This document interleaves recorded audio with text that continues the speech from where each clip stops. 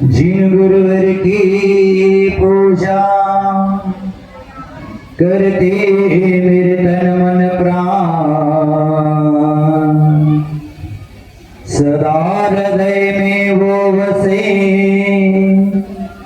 शत शत उन्हें प्रणाम। जिन चरणों में लगे हुए हैं तीर्थों के पावन रजकंड, बड़े भाग्य से मिल पाते हैं उन चरणों के स्पर्शन। जिनके हित मित वचन जीव का करते संतापहरण, उन सन्मति गुरु चरणों में मेरे ससोबार नमन। उन सन्मति गुरु चरणों में मेरे ससोबार नमन। उन सन्मति गुरु चरणों में मेरे ससोबार नमन। जय वर्तमान शासन महावीर भगवान की, देवादिदेव मुनीश्वरनाथ भगवान की, देवादिदेव वासुपूज्य भगवान की, अनंतानंत सिद्ध परमेश्वर भगवान की, चारित्र चक्रवर्ती समाधि समराचार्य भगवान श्री शांति सागर महाराज की, मम जीवन शिल्पी शांतमूर्ति वसरत्नाचार्य गुरुदेव सन्मति सागर महाराज की, रत्नस्मरणीय संत शिरोमणि आचार्य भगवान श्री विद्यासागर महाराज की, अहिंसामय विश्व धर्म की परम पूज्य वाणी भूषण सिद्ध सरमणि महाराज की जयकारा गुरुदेव का। उपस्थित जिन धर्म प्रेमी भव्य जीव हो, ये मनुष्य जीवन आनंद पूर्ण है, संगीत पूर्ण है। ये मानव जीवन महोत्सव पूर्ण है। इस मानव जीवन का आनंद हमें लेना है। जिन मनुष्य के पास अंतर्नेत्र खुले हुए हैं, उनके लिए यह जीवन सौंदर्यपूर्ण है।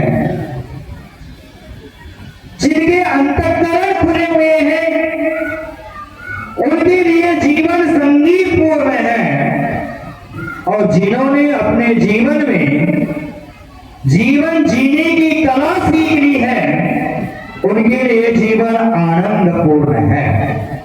बंधु, जो मनुष्य अपने जीवन में धर्म को आत्मसात कर लेता है,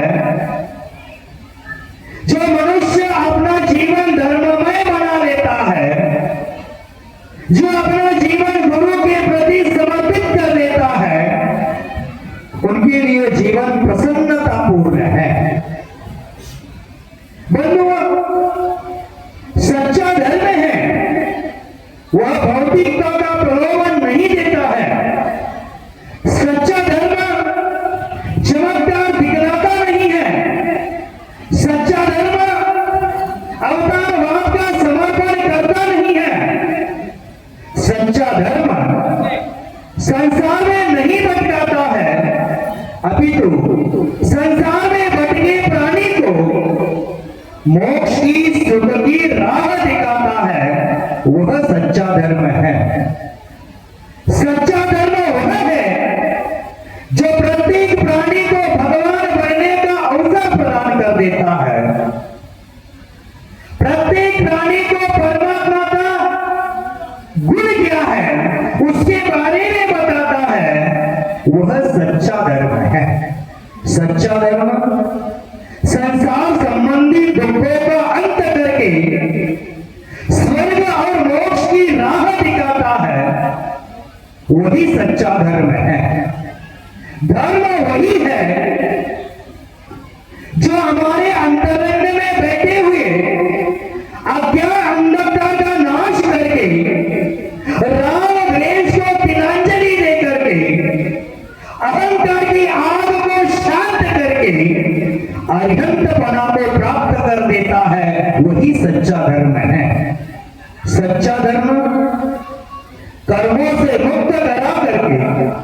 अलौकिक सुख प्रदान कर देता है, जन्म मरण के दुखों से मुक्त कराता है और अजर अमर पद की प्राप्ति करा देता है, वही सच्चा धर्म है। सच्चा धर्म वासनाओं की आधी धूप में दौड़ रहे व्यक्ति को शीतल छाया प्रदान कर देता है, वही सच्चा धर्म है। सच्चा धर्म तृष्णा की आग में झुलस रहे व्यक्ति को शीतल शांत मधुर वर्षा का सामना, वर्षा के समान नीर को प्रदान कर देता है, वही सच्चा धर्म है। सच्चा धर्म प्रदर्शन नहीं कराता, सच्चा धर्म आत्मदर्शन की वस्तु है, जो हृदय का रूपांतरण करे, जो अंतरंग बहिरंग आचरण में परिवर्तन करे, आत्म गुणों का जागरण करे, वही सच्चा धर्म है। धर्म मात्र बाह्य क्रिया कांड का नहीं, धर्म तो हृदय का संगीत है। हृदय का धर्म समाचरण को जन्म देता है और समीचीन धर्म आचरण धर्म भाव को परिपुष्ट कर देते हैं। धर्म अभिव्यक्ति नहीं, अनुभूति का विषय है। धर्म उच्चारण की नहीं, उच्च आचरण की वस्तु है। धर्म वाणी का विलास नहीं, जीवन का निचोड़ है। धर्म मात्र कोरा तथ्य नहीं, जीवन का कर्तव्य है। धर्म मात्र व्याख्या नहीं, व्याप्ति है। धर्म परिभाषा नहीं, अपने आप से परिचय है। धर्म प्राण है, धर्म शान है, धर्म अहिंसा है, धर्म संयम है, धर्म तप है, धर्म दान है, धर्म त्याग है, धर्म दया है। जितना भी धर्म के बारे में बोले उतना कम है, परंतु आज धर्म को हम समझते कितना है यह महत्वपूर्ण है। क्योंकि कबीरदास जी ने कहा है, धर्म धर्म सब कोई कहे, धर्म न जाने कोई, धर्म का मर्म जाने बिना धर्म कहां से कोई। हमें धर्म का मर्म समझना चाहिए, धर्म का अभिप्राय समझना चाहिए। आज वर्तमान के लोगों ने धर्म को भी मनोरंजन का साधन बना दिया है, तीर्थ यात्रा को पिकनिक पॉइंट बना दिए हैं। आजकल धर्म में मनोरंजन कितना होता है, वह धर्म कार्य प्रभावना का निमित्त माना जाता है, लेकिन उसमें प्रभावना कम, अप्रभावना ज्यादा होती है। बंधु, जिसके अंतर हृदय में पवित्रता आती है वही धर्म प्रकट होता है। उसके व्यवहार में पवित्रता, विचारों में सरलता, स्वभाव में विनम्रता, हृदय में उदारता, ऐसे गुण आते हैं, वही धर्म होता है। हमें सोचना है, हमने अपने जीवन में कितने अंशों में हृदय की पवित्रता का आधार लिया है। हम अपने जीवन में कितने अंशों में विचारों में पवित्रता, व्यवहारों में पवित्रता, विचारों में सरलता और स्वभाव में विनम्रता आई है कि नहीं आई है, ये देखना हमारे लिए आवश्यक है। क्योंकि आचार्य कहते हैं, जब तक हम अहंकार के काल में विराजमान हैं, तब तक हम नमोकार का आधार नहीं दे सकते। जब तक हम अहंकार के काल से उतर करके विनय के विमान में नहीं बैठते हैं, तब तक मोक्ष महल की प्राप्ति हमें होती नहीं है, समझ लेना।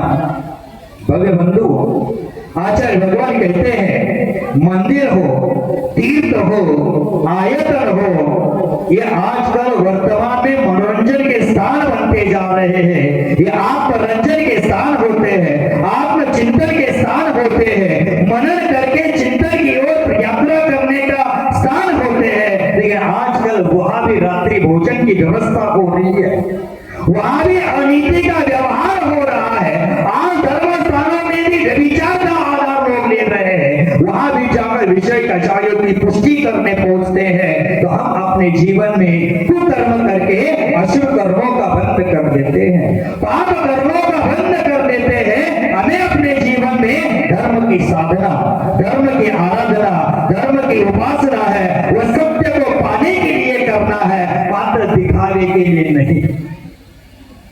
आज आप लोग यहाँ सुबह 7-8 बजे से इतनी बड़ी तादाद में एकत्रित हुए हैं, ये धर्म का दिखावा करने के लिए नहीं, ये मात्र आप सभी लोग आए हैं आचार्य भगवान सरस्वती सागर महाराज जी के प्रति वीर्यांजलि ज्ञापित करने। उन्होंने जो वृक्ष लगाया है उस वृक्ष को हरा भरा देखने के लिए आप सब लोग एकत्रित हुए हैं। बंधुओं, धर्म की साधना, धर्म की आराधना हमारे जीवन में सत्य का साक्षात्कार होने के लिए करना चाहिए। धर्म है आज वर्तमान में धर्म की क्रिया एक समस्या बनती जा रही है। आज तक हमने सत्य और झूठ की पहचान नहीं कर पा रही है, नहीं की है, इसलिए हमें ये धर्म समस्या बनती जा रही है। बंधुओं, आज वर्तमान में देखा जाता है पंथवाद के निमित्त झगड़े हैं, संतवाद के निमित्त झगड़े हैं, पूजन पद्धति के निमित्त झगड़े हैं, लेकिन सरस्वती सागर जी का संघ जहां जहां पहुंचता था वहां वाद विवाद तंटा नहीं होता था, एकता की घंटा बजती थी। और वही आज एकता की घंटा बजाने 9 साल के बाद पुनः मैं मैसार में पहुंचा हूं, सावनी कोल्हापुर में पहुंचा हूं। समाज को एकता के सूत्र में हमें बांधना है, क्योंकि मैं कहता हूं संगठन ही जीवन है और विघटन ही मृत्यु है। जितना हम विघटित हो जाएंगे उतना हम मृत्यु के पास पहुंच जाएंगे, और जितना संगठित हो जाएंगे उतना हमारे आत्मा का विकास हो जाएगा। जितना संगठित हो जाएंगे उतना हम सुखपूर्वक जीवन जी पाएंगे। बंधु, एक प्रसंग याद आता है। एक बार हाथ की 5 उंगलियां हैं और 5 उंगलियों में झगड़ा चल रहा था, और 5 उंगलियों का झगड़ा न्यायाधीश के सामने गया। कटघरे में जाकर वह झगड़ा खड़ा हो गया, एक दूसरे पर एफआईआर कर दी। निमित्तता हम बड़े, हम बड़े, हम बड़े। कौन बड़ा है? जो बड़प्पन से दूर है खड़ा वह है सबसे बड़ा। आपने देखा होगा मंदिर में एक घंटा होता है और एक घंटी होती है। घंटा कहाँ होता है? चौखट के सामने टांगी होती है घंटा, आने वाला लोग उसको बजाता है। और एक घंटी होती है, वह कहाँ होती है? पुजारी के हाथ में होती है, भगवान के पास होती है। जो जितना छोटा हो जाता है उतना वह भगवान के पास पहुंचता है, और जितना जो अहंकार से बड़ा हो जाता है कि वो अपना जीवन में लाता है, वो घंटा बनकर दूर खड़ा हो जाता है। बंधु, जो पैसे के जितना करीब होता है वो परमेश्वर से उतना ही दूर जाता है, और जो परमेश्वर के पास होता है वो पैसे से दूर होता जाता है। तो आज वर्तमान में हम बड़े, बाकी के कीड़े, ऐसी व्यवस्था बनती जा रही है। स्वयं का पंथ बड़ा, स्वयं का संत बड़ा, ये आज हमारे समाज को कीड़ लगी हुई है। आज हमारे समाज को रोग लगा हुआ है, मैं बड़ा, मैं बड़ा, मैं बड़ा। लेकिन कौन बड़ा? जो बड़प्पन से दूर है खड़ा, वह बड़ा। बंधु, हमारे जीवन में ध्यान रखना चाहिए, बड़प्पन का झगड़ा हमें दुर्गति की खाई में ले जाता है। ये 5 उंगलियों का एक झगड़ा लग गया, और उसमें से कटघरे में खड़ा थी, अपने अपना पक्ष रखने का अवसर आया था। पहले अंगूठा खड़ा हो गया और अपना बड़प्पन कहने लगा कि मेरे बिना कुछ काम होता नहीं है। किसी ने सही कार्य किया तो हम खंभ दिखाते हैं, इसलिए मैं बड़ा हूं, इसलिए मैं सबसे ऊपर होता हूं, इसलिए मैं बड़ा हूं। तब तक जाकर करधनी ने कहा तो बड़ा जरूर है, लेकिन कुछ गलत कार्य हो गया तो ऐसा भी कर लेते हैं, इसलिए तू छोटा भी है। तो अंगूठा कहता है कि मेरे बिना कुछ होता नहीं है। ये पेन उठाना है तो मेरी सहायता चाहिए, घड़ी उठाना है तो मेरी सहायता चाहिए, किताब उठाना है तो मेरी सहायता चाहिए, कंप्यूटर चलाना है, मोबाइल चलाना है, तो मेरे बिना कुछ होता नहीं है। और कोर्ट कचहरी में थंब लिया जाता है, ऑफिस में जाते हैं तो टाइम मेंटेन करने के लिए थंब लिया जाता है, और पुराने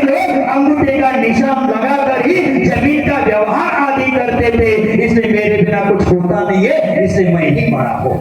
इसलिए क्या हो, मैं ही बड़ा हूँ। और इतना ही नहीं, गुरु द्रोणाचार्य ने एकलव्य को गुरु दक्षिणा ने अंगूठा मांगा था, इसलिए मैं ही सबसे बड़ा हूँ।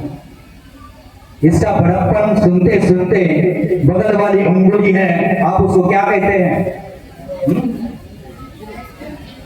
कौन सी फिंगर?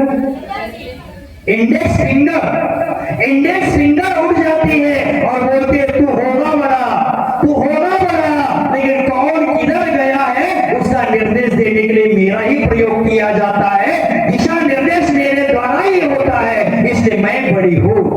तब जाकर मध्यमा उठती है और बोलती तू कहाँ बड़ी है, दूसरे का दोष दिखाने के लिए भी तू खड़ी होती है, दूसरे का दोष दिखाने के लिए भी तू खड़ी होती है, तेरे द्वारा ही दोषारोप किया जाता है, तू कहाँ की बड़ी है? तो वो बोलती नहीं मैं ही बड़ी हूँ, क्योंकि दोष दिखाने के लिए भी हिम्मत चाहिए, दोष दिखाने के लिए भी हिम्मत चाहिए। जो निर्दोषी होता है वही दूसरे के दोष दिखाता है, लेकिन स्वयं दोषी होता है और दूसरे के दोष दिखाने जाए वो दुर्गुणों का भंडार बन जाता है। दोष दिखाने के लिए भी हिम्मत चाहिए। मैं 9 साल के बाद सांगली कोल्हापुर महाराष्ट्र में पहुंचा हूँ। मैं आपको कहता हूँ मेरे द्वारा कुछ गलतियां हो गई तो मेरे कान में आकर बता देना, धर्म की अप्रभावना मत करना। जो भी मेरी गलती दिख जाए तो आप मुझे कान में आकर बता देना, समाज में जाहिर मत करके उसकी अप्रभावना का निमित्त मत बनना। तो इतने में मिडल फिंगर उठ जाती है और मिडल फिंगर बोलती है मैं सबसे बड़ी हूँ, क्योंकि मेरे इधर 2 खड़े हैं, इधर 2 खड़े हैं, मैं बीच में हूँ और बड़ी हूँ, इसलिए मैं बड़ी हूँ। और 5 पांडवों में धर्मराजा को ज्यादा महत्व दिया जाता था, इसलिए मैं बड़ा हूँ, मैं बड़ी हूँ, क्योंकि सबसे ऊपर खड़ी हूँ इसलिए मैं बड़ी हूँ। इतने में रिंग फिंगर खड़ी हो जाती है और रिंग फिंगर कहती है मैं बड़ी हूँ, क्योंकि 2 दिलों का मिलन करने के लिए मेरा ही प्रयोग किया जाता है। सगाई में, सगाई देखो ना, जीवन में स के जो शब्द है ना बहुत खतरनाक होते हैं। शादी स से शुरू हो जाती है, साला स से शुरू हो जाता है, साली स से शुरू हो जाती है, ससुराल स से शुरू हो जाता है और शशान स से शुरू हो जाता है। और ये सब के जो शब्द है बहुत दुख भरे होते हैं, इसलिए मैं कहता हूँ स के शब्द से सचेत रहना, क्योंकि शीतल सागर से सावधान होने की आवश्यकता है। क्योंकि आज मैं इधर आया हूँ, 9 साल में आप सो रहे होंगे, लेकिन ध्यान रखना मैं सोए हुए व्यक्ति को अब जगाने आया हूँ। सोने के लिए शांति अनुकूल होती है, जगाने के लिए आवाज अनुकूल होती है। मैं आवाज को लगाता रहूंगा। मैं सोए हुए व्यक्ति को जगाने आया हूँ, जागे हुए व्यक्ति को उठकर बैठाने के लिए आया हूँ, जो बैठे हुए व्यक्ति है उनको खड़ा करने आया हूँ, और जो खड़े हैं उनके हाथ में धर्म पताका लेकर मोक्ष महल की ओर दौड़ाने आया हूँ, और आपको मोक्ष महल की ओर दौड़ा कर रहूंगा। तो बंधु, ये जो रिंग फिंगर है 2 दिलों का मिलन जरूर कराती है, लेकिन बहुत सारी शादियां टूटी भी देखी जाती है, टूटी भी देखी जाती है, दोनों का डिवोर्स भी हुआ देखा जाता है। तू कहा कि बेड़ी, अब ये लिटिल फिंगर है वो शांत खड़ी थी, वो बोलती है आपने अपना अपना बड़प्पन गाया है, आपने अपना अपना बड़प्पन सुनाया है, लेकिन मैं ही सबसे बड़ी हूँ, क्योंकि आप ये 4 उंगलियां है, बड़े बड़े काम कर सकते हैं, लेकिन कान में खुजली होती मेरा ही प्रयोग करना पड़ता है, इसलिए छोटे काम होते हैं वही बड़े कर सकता है, इसलिए मैं बड़ी हूँ। और दूसरी बात कहती है मैं छोटी जरूर हूँ, लेकिन शादी में मेरी उंगली पकड़कर ही हल्दी के फेरे लगाए जाते हैं, इसलिए मैं ही। अब ये कलकत्ता से लोग आए, उनको पता नहीं होगा, जब शादी में हल्दी का इधर फेरा होता है, उस हल्दी के फेरे में पत्नी की गर्दनी पति पकड़कर फेरे लगाता है, इसलिए ये 2 दिलों का सही मिलन करने के लिए। अभी भी याद है मैंने कहा पत्नी की गर्दन लेकर पति घूमता है, लेकिन ये बूढ़ी अम्मा अभी भिक्षा लेने का समय आया है, वो बोलती नहीं महाराज, पति की गर्दन को पत्नी पकड़ लेती है, आप भिक्षा लेने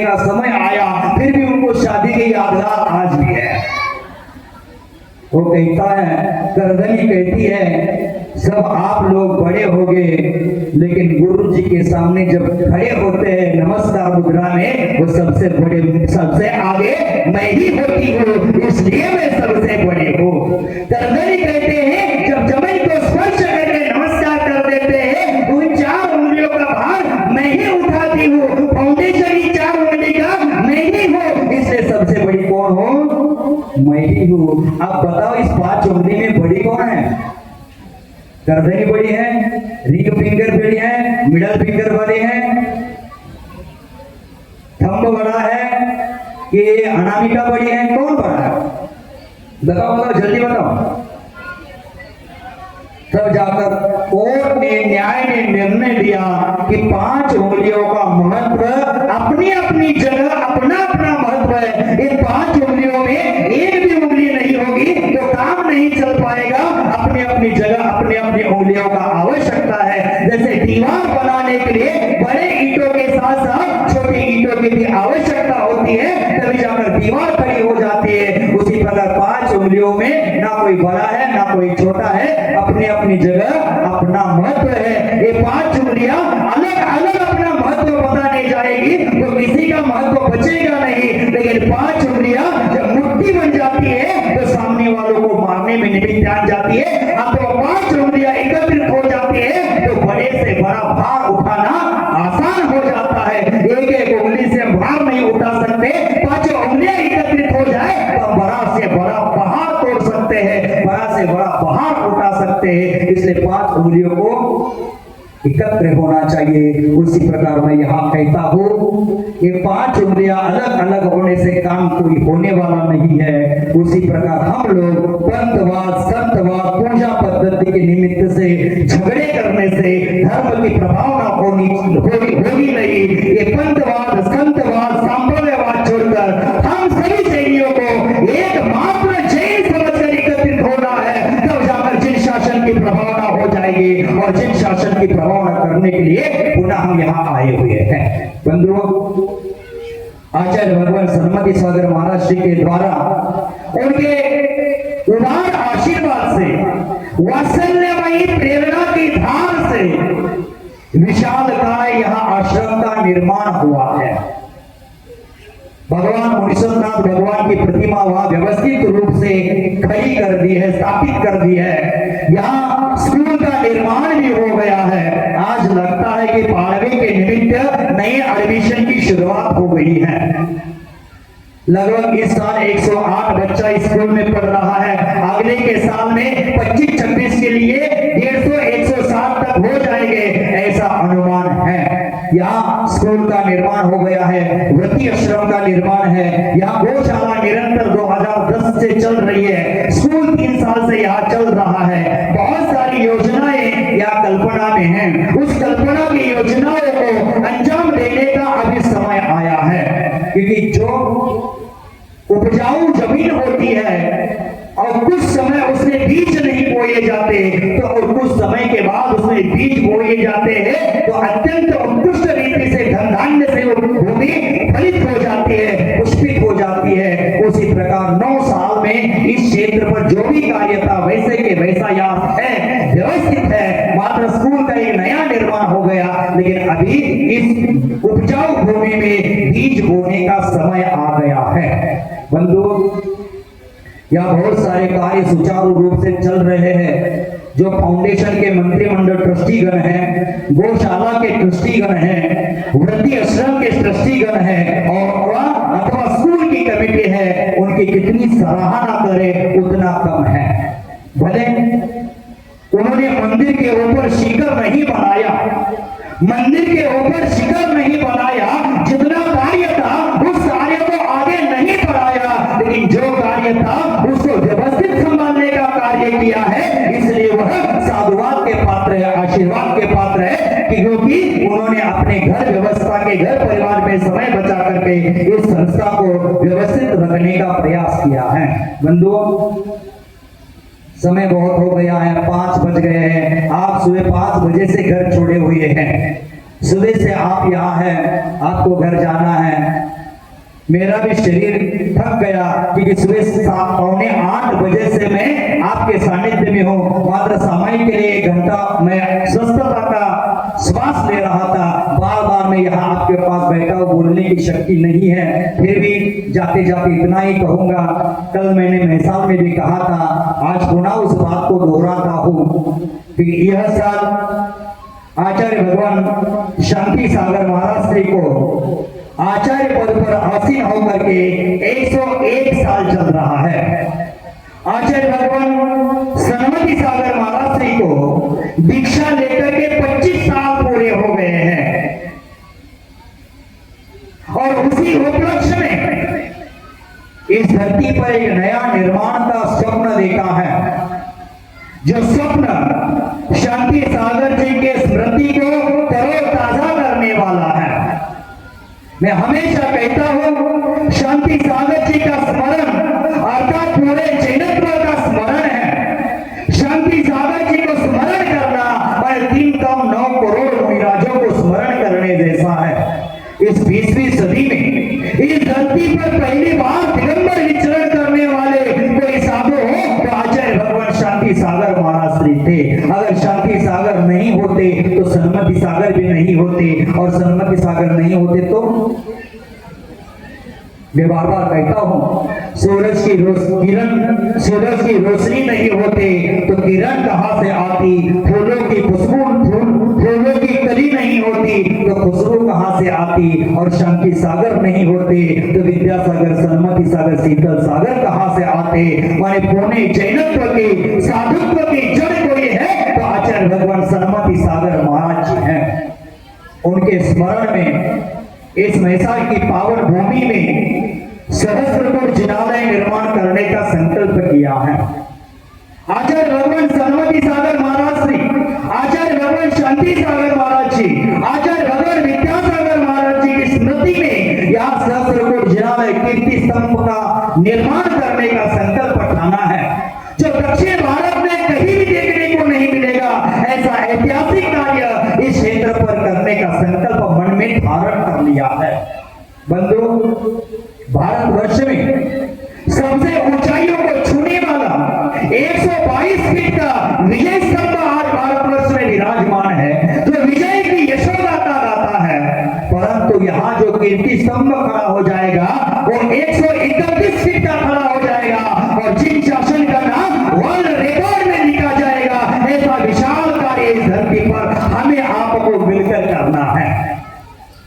उसकी न्यौछावर राशि लगभग 35-40 करोड़ के कक्ष में है, और 35-40 करोड़ का मंदिर निर्माण यहाँ होने जा रहा है। आप लोगों की आवश्यकता है, आप अगर हो, संभव हो तो धन का दान करना है, संभव हो तो मन का दान करना है, और धन मन नहीं दिया तो अपने समय का दान करना है, क्योंकि समय का दान धन से बड़ा होता है, समय का दान सर्वश्रेष्ठ दान होता है। इसलिए आप सब लोगों को मैं आज आश्वस्त करता हूँ, आह्वान करता हूँ कि इस क्षेत्र के लिए आपको समय मांग रहा हूँ, आप समय दे देना। इस क्षेत्र का नाम पूरे विश्व में पहुंचाने का जिम्मा मेरा रहेगा। आप सब लोगों को मात्र समय देने की आवश्यकता है। आचार्य सन्मति सागर जी से लास्ट यहाँ आशीर्वाद लिया था, लास्ट में यहाँ जब मिला था वह समय था शुद्ध पंचमी का समय था 2014 का, और उस समय में 2013 का, उस समय आचार्य श्री का आशीर्वाद लेने के उपरांत में कुंदलगिरी की यात्रा करने गया था और वहां पीछे नहीं आ पाया। मैं गुरु की विदाई लेकर यहाँ से निकल गया था। मुझे नहीं पता था कि गुरु इस शरीर से, इस संसार से विदाई लेकर स्वर्ग की यात्रा कर लेंगे, मुझे पता नहीं था।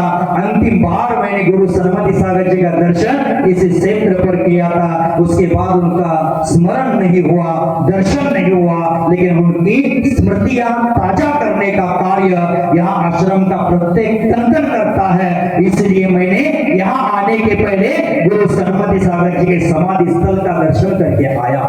मुझे कोई लोग कह रहे थे कि महाराज इधर पंढरपुर होते हुए सीधा यहाँ महसा आश्रम में जाएंगे, समय शिखर जी जाने की आवश्यकता है क्या? तो मैंने बोला वहाँ झारखंड में समय शिखर जी है, वहाँ तीर्थंकर मोक्ष गए हैं, इसलिए वह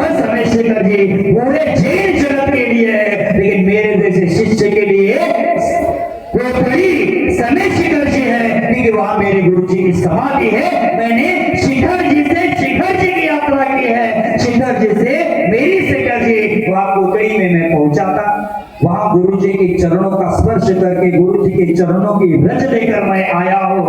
क्योंकि यहाँ जो निर्माण कार्य शिलान्यास होना है, आप सभी लोगों को वो शिलान्यास की तिथि है, समय है, आपके गांव तक समाज तक पहुंचाने का कार्य किया जाएगा। आप उसी कार्य में भी ऐसे ही एकत्रित होना है अथवा इससे अधिक संख्या में आपको आमंत्रण है। क्योंकि आज प्रतिपदा चैत्र प्रतिपदा का दिवस है, गुड़ी पाड़वा का दिवस है, घर घर में त्योहार मनाए जाते हैं। आप सभी लोग वो त्योहार को तिलांजलि देकर गुरुओं के प्रति समर्पित होने के लिए इस क्षेत्र पर आए हैं। आप साधुवाद के पात्र हैं, क्योंकि त्योहार के दिन कोई आना नहीं चाहता। संतोष जी, मैं सोच रहा था कि गुड़ी पाड़वा का दिन है, लोग आएंगे कि नहीं, लेकिन इन लोगों ने मुझे पुनः झूठा साबित कर दिया कि मेरी सोच झूठी है। उन्होंने दिखा दिया कि गुरु सरमति सागर जी का शिष्य बुलाता है और हम न जाए, ये हो नहीं सकता। ऐसा निर्णय करके यहाँ हजारों की तादाद में लोग एकत्रित हुए हैं। लगता है आचार्य सरमति सागर जी की समाधि होने के बाद, पंच कल्याणक होने के बाद पहली बार इतनी तादाद में इस क्षेत्र में लोग आए होंगे। मैं कहता हूं जब 33 स्तंभ का शिलान्यास हो जाएगा तो इससे अधिक संख्या में आपको आना है और ऐसे महायज्ञ में आपको अपना समय दान करना है। बंधुओं, मैं रास्ते में आते आते सोच रहा था कि 9 साल के बाद यहाँ जा रहा हूँ, लोग मुझे पहचान पाते कि नहीं पहचान पाते। क्योंकि लोग मेरे पास आते हैं और मुझे कहते हैं महाराज हमें पहचाना, महाराज हमें पहचाना। मैं सबके नाम, उनके उपनाम क्या क्या है, उसे नाम के साथ सबको बुला रहा हूँ। किसी को माचिस बॉक्स बोलता था, किसी को कंदील बोलता था, किसी को किल्तान बोलता था, क्या क्या बोलता था वही नाम लेकर मैं बुलाता हूँ। मैं कुछ भूला नहीं हूँ। लेकिन लोग मुझे क्या कहते, महाराज पहचाना क्या? मैं बोलता हूँ भाइयों, दर्शन के लिए आए हो कि मेरे बुद्धि का टेस्ट करने आए? अगर मैं कहूंगा नहीं पहचाना तो आप पीछे हटने वाले नहीं, नीरज में कृपा माई से लेकर मुझे आ जाएंगे। मैं सबको पहचानता हूँ, जो बूढ़े थे, बुजुर्ग थे, जो मार्गदर्शन देते थे, अपने अनुभव बताते थे, वो लोग स्वर्ग लोग गमन हुए होंगे, वो ये दुनिया छोड़कर निकल गए होंगे। लेकिन जो जवान थे वो आज बूढ़े हो गए, जो युवा थे वो आज प्रौढ़ हो गए। आज मैं देखता हूँ इसमें नई नई भूमिया बैठी है, नए नए लड़के बच्चे लोग बैठे हैं, छोटे छोटे बच्चे पहचान नहीं पाता हो। लेकिन 9 साल पहले मैं गया था, उस समय जो बच्चे थे आज सभी लोग वो बच्चे वाले हो गए हैं। बच्चे थे अब बच्चे वाले हो गए, अब बड़े हो गए। फिर भी मैं पहचान पा रहा हूँ, समझ पा रहा हूँ। आज जो नव युवा पीढ़ी है इस यात्रा में देख रहा हूँ, कोटे एकन से लेकर मैं यात्रा कर दी कस्बे डिगरस, नांदरे, मौजे डिगरस, समडोली, कोटड़ी होते हुए कुपवाड़, मीरत, महसा होते यहाँ आया। इस 8-9 गांव में एक मैंने अजब चमत्कार देखा, एक अजब जादू देखी। वह जादू है इस 9 गांव में मैंने 9 साल के बाद 9 वर्ष के उपलक्ष्य में 9 युगों की संख्या ज्यादा देखी और उस 9 युगों की ताकत को लेकर हमें कार्यों को अंजाम देना है। ऐसे 9 युवक आगे बढ़ना है, 9 वर्ष का 9 संकल्प करना है, 9 इतिहास लिखने के लिए। और 9 इतिहास कोई लिखता है तो 9 युवक होता है। हमें 9 युगों के द्वारा 9 संकल्प देना है, 9 इतिहास लिखना है। तो बंधुओं, समय आपका हो गया है। जाते जाते इतना ही कहूंगा, धर्म कोई काम नहीं जिसे आप करते हो, धर्म कोई काम नहीं जिसे आप करते हो। धर्म एक गुण है, एक स्वभाव है, उसे प्राप्त करना है। धर्म वह धर्ममय नहीं, धर्ममय होना चाहिए। जीवन शिवमय नहीं, शिवमय होना चाहिए, तब जाकर सुख शांति मिलती है। आज इस सभागाह में बहुत सारे गांवों से लोग यहाँ एकत्रित हुए हैं। उसमें से समडोली से लोग आए हैं, घोषरवाड़ से आए हैं, कस्बे डिगरस से आए हैं, कोटे फिरान से आए हैं, दतवार से आए हैं, वावा हावाग से आए, कोटवाग से आए हैं, अस्टा से आए हैं, कुपवाड़ से आए हैं। क्या कहा मैंने?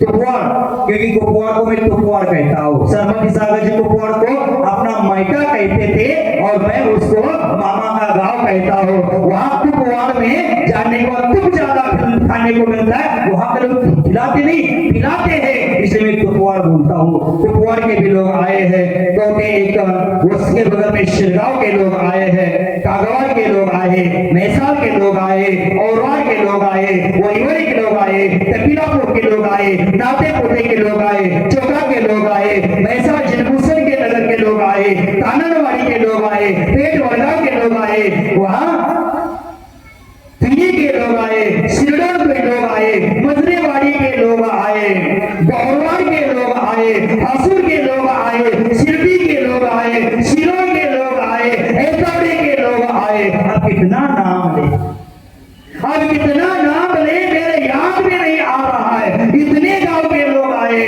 नागा के लोग आए, भरौली के लोग आए, छिंचवाड़ के लोग आए, वसगड़े के लोग आए, महेशवाड़ी के लोग आए। अब यहाँ महेशवाड़ी में पंचकल्याण होने वाला है, लगता है 28 अप्रैल से लेकर के वहां पंचकल्याण होने वाला है और वहां से आमंत्रण देने के लोग आए थे। मैंने कहा मुझे कन्नड़ आती नहीं, वहां आकर क्या कर लो, लेकिन उन्होंने कहा महाराज कन्नड़ से ज्यादा आपका सानिध्य महत्वपूर्ण है, आपको वहां आना है। बीच में भी वसी के ट्रस्टीगण आए थे, वहां भी कोई वार्षिक महोत्सव होने वाला है, वहां के लिए भी उन्होंने निवेदन कर दिया।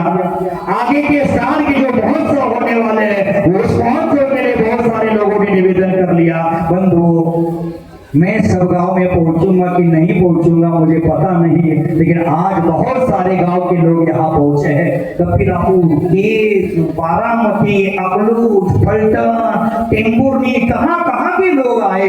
कितने लोग श्रद्धान्वित होते हैं देवशास्त्र गुरु के प्रति। मैं इतना चलकर आया, 2500 किलोमीटर की यात्रा करके आया और इतने गांव के लोग आए और मुझे ऊर्जा देकर निकल जा रहे हैं और ऊर्जा के साथ मैं पुनः यहाँ धर्म प्रवचन का कार्य हाथ में ले लूंगा और धर्म प्रवचन करता रहूंगा। इतने सारे गांव के लोग आए हैं, ऐसा मत सोचना कि महाराज जी ने हमारे गांव का नाम नहीं लिया। ये सारे गांव के लोग आए तो जरूर है, रंगोली वाले भी आए हैं, ये सारे गांव के लोग आए हैं, इनके मैंने नाम लिए और जिन लोगों के नाम मुझे याद में नहीं आए, जिन गांव के लोगों के नाम मुझे याद में नहीं आए, उन गांव के लोगों के दिल में मैं बैठा हूँ, इसलिए उन लोगों के गांव के नाम मुझे याद नहीं आए होंगे, क्योंकि उन लोगों को मैं भूला ही नहीं। बंधु, आप सभी लोग आए हैं इतने उत्साह के साथ, श्रद्धा के साथ, आस्था के साथ, विश्वास के साथ, भक्ति के साथ यहाँ लगभग 5-6 घंटा से इस हॉल में विराजमान हैं, बैठे हुए हैं, अपनी श्रद्धा की आहुति देते, भक्ति की आहुति देते, विश्वास की आहुति देते यहाँ बैठे हैं। और इसके साथ साथ बंगाल से लोग आए हैं, झारखंड से लोग आए, बिहार से लोग आए, कर्नाटक से लोग आए, महाराष्ट्र के लोग आए। मैं कहता हूँ एक कुंभ मेला लगा था प्रयाग में और आज यहाँ मैसाल व्रती आश्रम में भक्तों का मेला लगा है, श्रद्धा का मेला लगा है और विश्वास का मेला लगा है। आप लोग इसी क्षेत्र के प्रति ऐसे ही समर्पित रहे, कहने के लिए बहुत है, लेकिन यहाँ से आपको गाँव भी जाना है। मैं कहता हूँ 9 साल पूर्व यहाँ से मैं गया था, किसी को डांट कर गया होगा, किसी को फटकार कर गया होगा, किसी का दिल दुखा कर गया होगा, किसी का मन दुखा कर गया होगा, किसी के हृदय में छेद पहुंचा कर गया होगा। जाते जाते इतना कहता हो, भूल से अगर भूल हो गई हो तो भूल को भूल समझकर भुला देना। भूल से अगर भूल हो गई हो तो भूल को भूल समझकर भुला देना। भूलना सिर्फ भूल को, भूलना सिर्फ भूल को, भूल कर भी सरमती सागर जी के छोटे से शिष्य को मत भूल जाना, उसको याद रखना। आपको यहाँ कहने के लिए बहुत है, लेकिन मैं जाते जाते खुशखबरी देता हूँ, यहाँ सब कुछ नहीं कहूंगा, सब कुछ नहीं सुनाऊंगा, लेकिन आपके गांव तक आऊंगा और आपको धर्म का ज्ञान पिलाऊंगा, धर्म का अमृत पिलाने मैं आ रहा हूँ। मी पुन्हा येईन, मी तुमच्या गावाला पुन्हा येईन, मी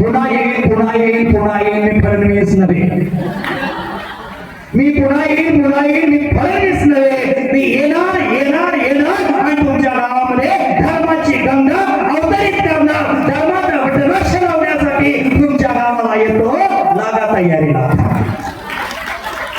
हे शरद पवारांचं वाक्य सगळ्याच म्हणायचं, लागा तयारीला, लागा तयारीला, लागा तयारीला. आता कुणाचा घोटाळा उठतो मला माहित नाही, पण कुठल्या गावचं पुण्य उदयात येतं मला माहित नाही, पण इथं जादा दिवस राहण्याचा माझा विषय नाही. मला लवकरात लवकर म्हैसाळातून निघायचं आहे. काही या ठिकाणी 9 वर्षापूर्वी तिकडे गेलो होतो, इतक्या दूर 2000 किलोमीटर सगळ्यांना भेटता आलं नाही, वृद्ध लोक त्या ठिकाणी पोहोचू शकले नाहीत. आता माझी जिम्मेदारी आहे, जी लोक इथपर्यंत पोहोचले नाहीत त्याला भेटण्यासाठी मला गावागावात पोहोचायचं आहे आणि सगळ्यांना भेटायचं आहे. आणि सन्मत सागरांचा आशिष्य, सन्मत सागरांची अमृतमय वाणी तुमच्या कर्णांजलीमध्ये देण्यासाठी प्रत्येक गावागावामध्ये येण्याचा विचार करतो. जिथं जिथं पोहोचता येणं शक्य असेल त्या ठिकाणी पोहोचण्याचा जरूर प्रयत्न करेन, जरूर प्रयत्न करेन, जरूर प्रयत्न करेन. सगळ्यांना आश्वस्त करतो, सगळ्यांच्या गावापर्यंत येण्याचा माझा घोडसरवडला सोडून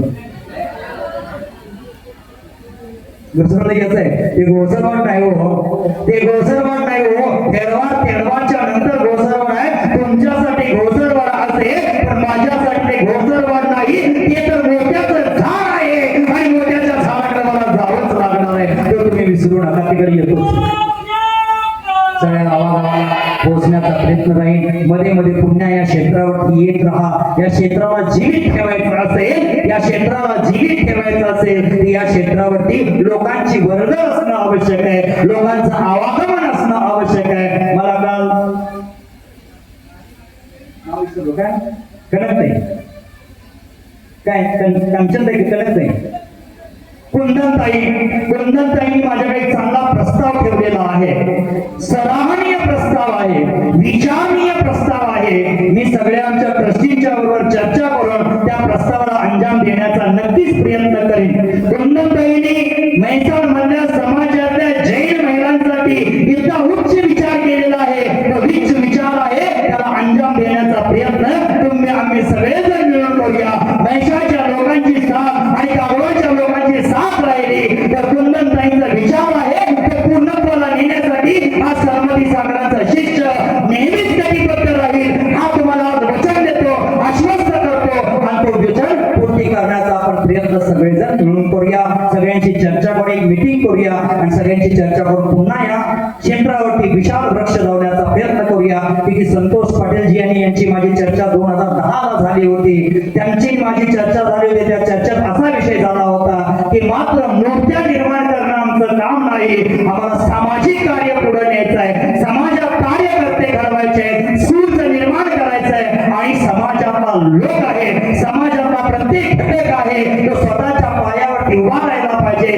असं काहीतरी कार्य करायचं आहे. ही सोच 2010 ची होती. माझा देखील मूर्त्या निर्माण करण्यासाठी विरोध होता, पण आचार्य सरमती सागरजींनी मला वारंवार म्हटलं होतं की या ठिकाणी विशालकाय मूर्तीचं निर्माण करायचं आहे, म्हणून या ठिकाणी विशालकाय मूर्तीचं निर्माण केलं. आणि सरमती सागरांचा शिष्य या नात्यानं शांती सागरांचं स्मरण करणं हे माझं कर्तव्य आहे. म्हणून त्यांच्या 100 वर्ष पूर्ती निमित्त आपण या ठिकाणी सहस्रकूट अर्थात कीर्तिस्तंभ उभा करतोय. त्याच्यावर अन्य देखील कार्य आपल्याला करायचे आहेत. पुन्हा जोमानं काम करूया, पुन्हा ऊर्जानं काम करूया, पुन्हा आत्मविश्वासानं कार्य करूया आणि या क्षेत्राला चमक येण्याचा प्रयत्न करूया. या क्षेत्राचं पुनर्जीवन करण्याचा तुम्ही आम्ही सर्वांनी प्रयत्न करूया.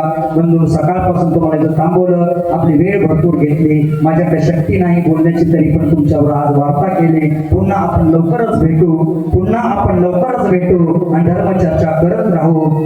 इथं धर्मचर्चेला विराम देतो. जय महावीर. पुढे आचार्य परमेश्वरी शीतल सागरजी महाराज की जय. यानंतर आता आरतीसाठी अजून जेव्हा